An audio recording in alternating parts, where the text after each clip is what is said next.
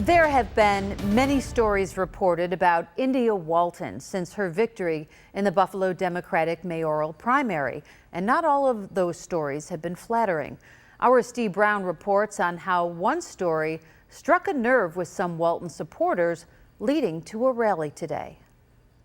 Half-true statements and misallegations. Betty Jean Grant and a group of supporters today demonstrated their objection with a recent Buffalo News story that has nothing to do with the demonstrators or Grant. Rather, it's an effort to defend mayoral candidate India Walton.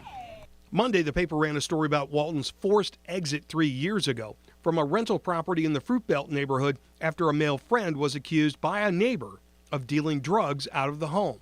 It's important to point out that according to the story, Walton's male friend was never arrested, and the story does rely on a number of unnamed sources, which Grant does not like.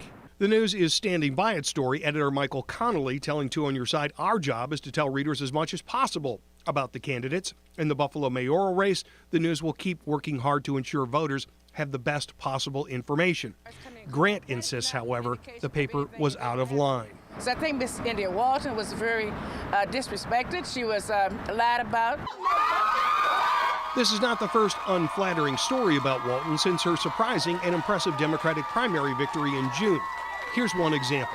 Last month, in an interview with Two on Your Side's Claudine Ewing, Walton briefly discussed her 2014 arrest connected to an order of protection filed against her by a nurse she had worked with. The things that are coming out about me regarding my past is not an uncommon thing, and it's not something that says I'm a bad person. It's something that says I'm an average person. And Two on Your Side did point this out about the newspaper article to Grant.